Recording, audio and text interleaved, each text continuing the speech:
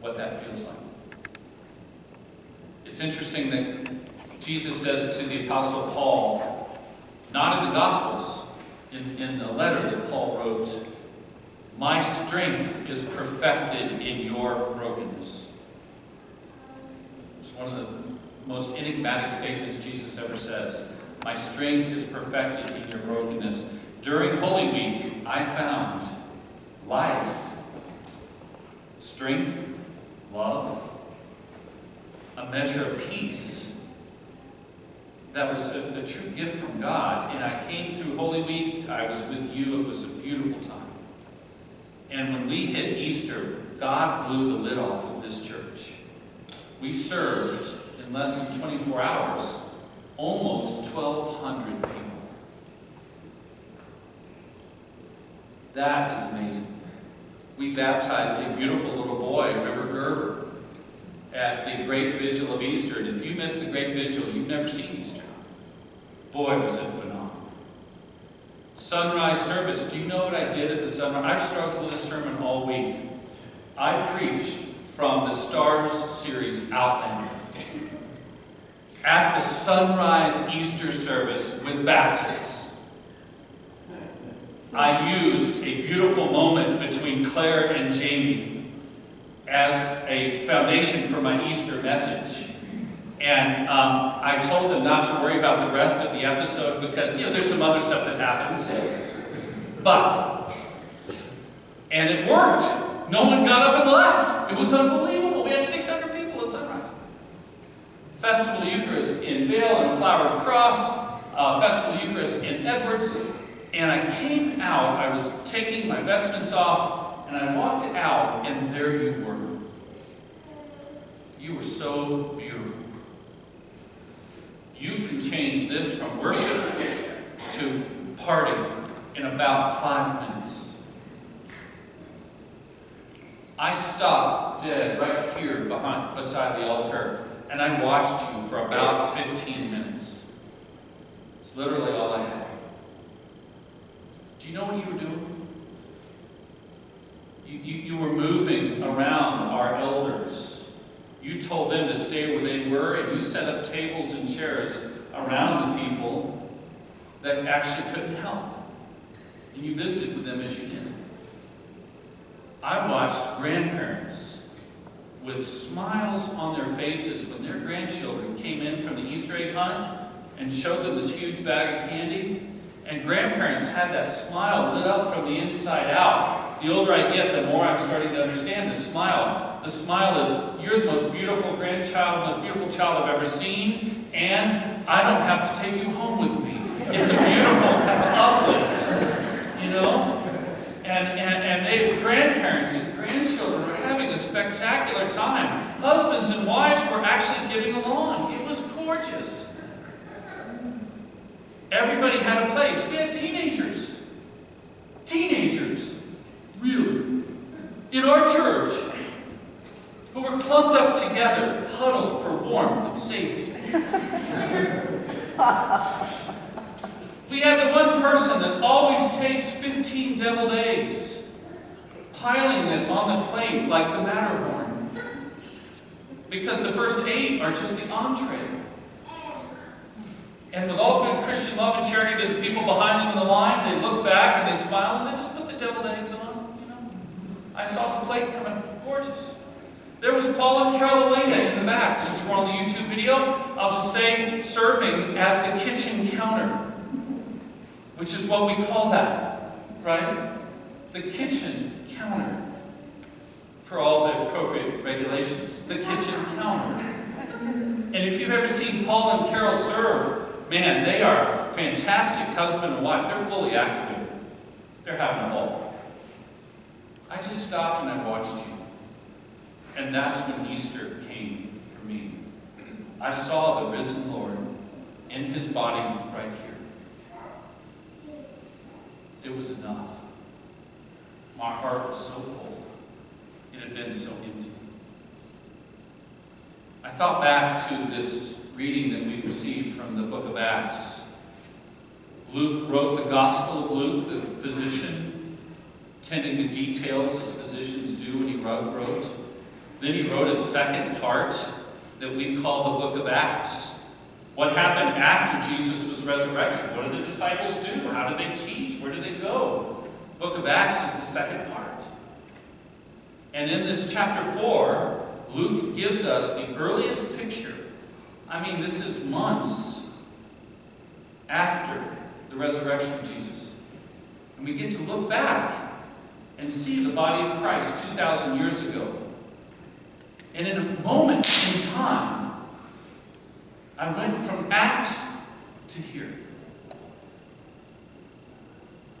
Luke says in the book of Acts that those disciples, the disciples in Latin, students, which is where you get the word discipline, discipline, those disciples became apostoloi in Greek. They became authoritative after the resurrection of Jesus. They are eyewitnesses, and people look to them for leadership. And they began to preach and teach for the people that had never seen it. What does Jesus say to Thomas? Well, blessed are you because you just put your hand in my side. You can examine the evidence. But there's so many people that won't be here. Blessed are they who can't see and yet believe. Friends, please make sure that your church is apostolic. We say it in the Nicene Creed in just a few moments. If you're from a church back east, have you ever noticed that they rip through, the more you go through the Nicene Creed, the faster you get near the end, because you're thinking about brunch or coffee, and they just get, we slow down. One, holy, Catholic, and apostolic. It means as if the apostles were here. If we are not using the vocabulary, sharing the message of Jesus Christ, you need to stand up and leave. Because you've got to go. You deserve a church that is preaching and teaching like those original eyewitnesses did, to the best of our very limited ability. This church has to be apostolic, or you're in the wrong place. We do not make good people better. Who does that? Anybody heard me for 20 years? Who does that? The Rotary Club does that. If you want to be a better person, go to the Rotary Club. Go to a local fitness center. I meet wonderful people there. We don't do that. God makes broken people whole. God gives us a whole different life. That's what resurrection is all about. This church had better be apostolic. And I saw apostolic last Sunday. Luke goes on to say that the apostles were preaching and teaching. They were kerygmening in Greek. The word means the essence. What's the most important thing? You don't have time to be bored.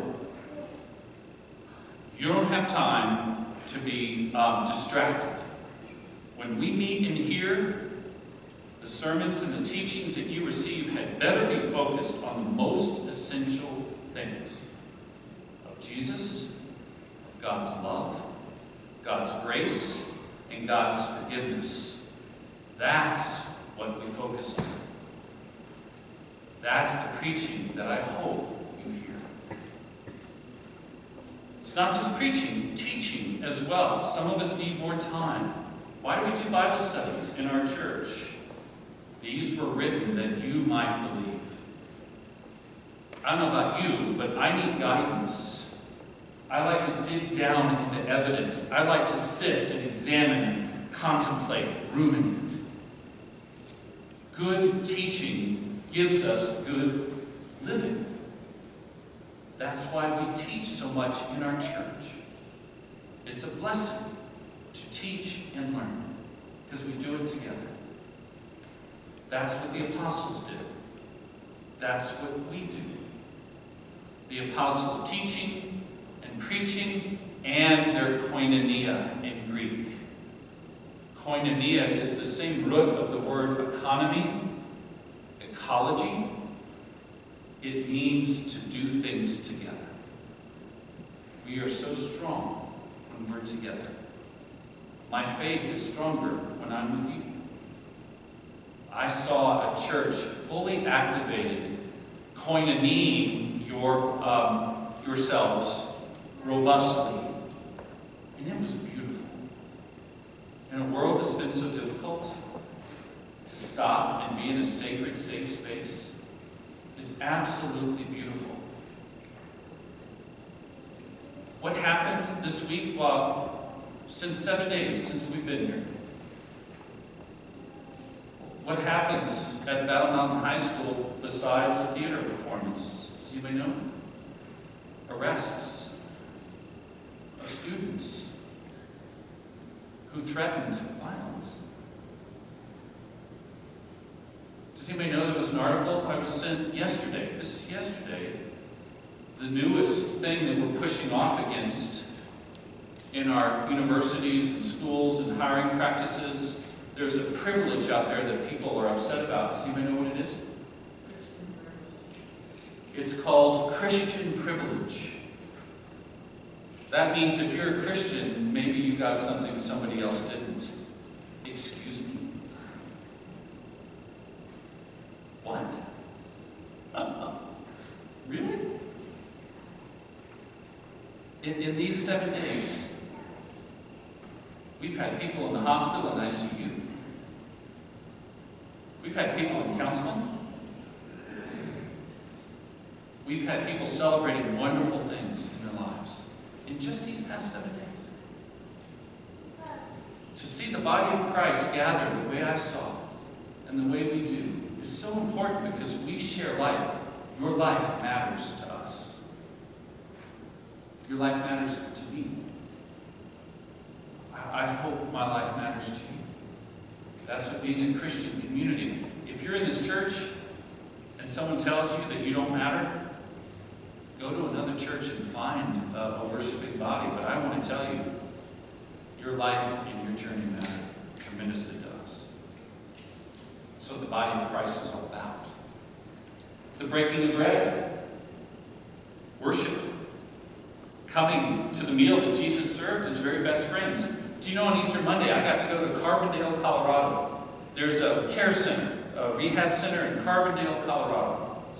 And a person in our church had been sent unexpectedly to this care center. And they didn't think anybody knew where they were. I took an Easter lily and communion. And I walked into this very modest care facility in Carbondale. And I walked into the room of our sister, and I said, there's nowhere you can go that we can't find you. And I stuck this big Easter lily right in her face. It was lovely. It was lovely. Who cares what the things say on the door about not doing that or eating? Here's your lily. Here's your bread. Here's your wine. I wore this for. It was a beautiful Easter moment in a place we least expected. That's the breaking of bread. Finally, Luke says, prayers. Prayers. Our church needs prayer. Our church needs to be a place that's praying elsewhere. I want you to pray for our sister in Carbondale. I want you to pray for the fellow that went down to Denver from ICU. I want you to pray for our students, not only at Battle Mountain, you're going to hear me do it, but all of our faculty, all of our staff, all of our families in every school, public or private, in this entire county. We need to be a praying church, not only on Sundays, but inviting the risen Lord every day. Jesus said to Thomas, I'm right here. Which part do you want to try? When was the last time you and I invited the risen Christ to come and visit with us quietly, privately, just in a moment? It's an amazing Easter season when these things happen. Friends, I want to tell you, I saw you last Sunday. I see you every Sunday, all the time. And when you're in the body of Christ, when we gather, it was beautiful. And I thank you. I need Easter all the time. I need that new life that Jesus talks so much about and gave us to experience. Do you? How about now? Happy Easter.